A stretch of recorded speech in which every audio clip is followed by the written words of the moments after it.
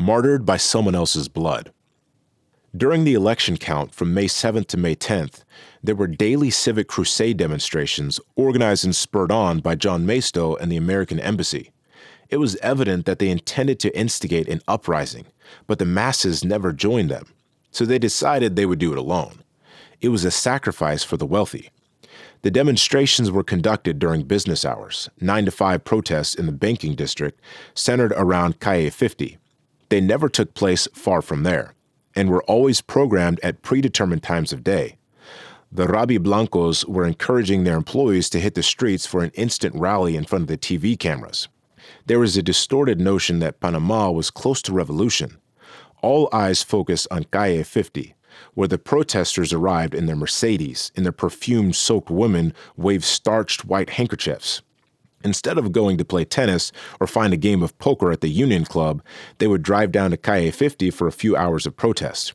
And when they got hot and tired in the evening heat, they could always send down their maids to do the protesting for them, carrying along their Teflon-coated pots and pans to bang a phony protest rhythm. It didn't sound like the fire-hardened, blackened iron pots of San Miguelito or of the poor neighborhoods. There were no protests there. The rest of the country was actually peaceful and quiet. The poor people of Chorrijo, San Miguelito, Caledonia, and everywhere else in Panama, people who couldn't afford a day off, went to work, went to the movies, bought their lottery tickets, went out dancing, and went to sleep, living life as they always did. Was it because the people were repressed in those areas by the demons, me and the Panamanian Defense Forces?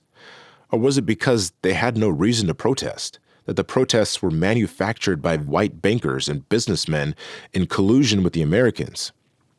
The demonstrators became increasingly active. The first few times, they agreed to march in the street, but only after much prodding by Maisto and Company by the U.S. Embassy. And they met with such little success that we thought each attempt would fizzle and be their last. We were wrong. They set up one last desperate march on Wednesday, May 10th, again organized and forced upon the opposition by the Americans.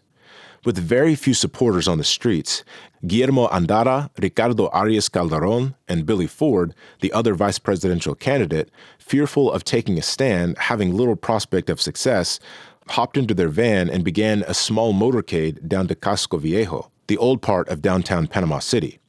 All along the route, they were in touch with their American embassy benefactors via mobile radio. The reluctant procession rolled downtown along Avenida Central toward Casco Viejo, where international TV cameras were waiting. The Americans were pushing their gutless Panamanian stooges to the limit because they intended to create a scene.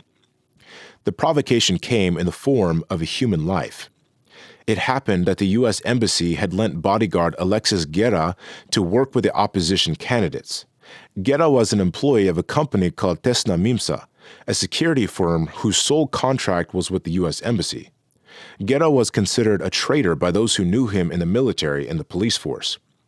He had sided with the enemy and was on loan to the opposition candidates, working this day to protect Billy Ford. The atmosphere was volatile as the caravan reached the end of the road, down to the waterfront at Santa Ana Park. The police were under orders not to shoot, to avoid being provoked into action.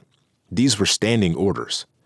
But shots were fired, and regardless of how and why, the responsibility was ours. The officer in charge had failed by not controlling the situation. The incident could have been provoked by the march participants or by agents planted in the crowd or among the troops, and it could have been PDF soldiers who had been bought off. The Americans employed agents provocateurs on the streets to stir up trouble. Many of them were Puerto Ricans, members of the U.S. military in civilian clothes. For example, an American Army colonel, Chico Stone, went frequently to such events as a civilian, wearing his baseball cap and blue jeans. Stone was expelled from the country for attending civilian rallies. We arrested some of the Puerto Ricans at one rally, camouflaged as if they were Panamanians. That was how they worked. When it was over, Guerra was dead, his blood splattered all over the sparkling white guayabera of Billy Ford. Was Guerra the target? Was it intentional? It was part of John Maisto's plan. It is an understatement to say that this did us no good. I knew that the world reaction would be devastating, but there was nothing I could do about it. Bad as it was even worse because we had redoubled our efforts to avoid the constant provocation hurled at us by the Americans. Common sense dictates that if you are counting election ballots and have hopes that your side can win, you should not simultaneously be out on the street beating up the other side's presidential and vice presidential contenders. This would be the very thing that the opposition would want us to do in order to pull victory from almost certain defeat. And the bloodletting that day took the process over the edge. The reality was that a bloody photo of Billy Ford, transmitted around the world, was the product of a plan to create a victim. The Americans saw it as good fortune that Ford would have his clothing stained with blood, to make it seem as if he had been injured and was the victim of violence. He did nothing to correct the impression. He was a martyr with someone else's blood. 1 week after the balloting, the Civic Crusade tried a Sunday general strike. It didn't work. They had no support.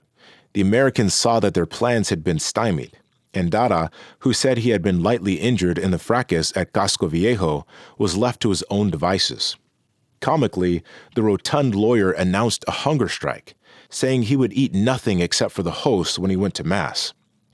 The joke went around that he was praying all the time so he could take as much communion as possible, because nobody noticed any change in his sizable frame.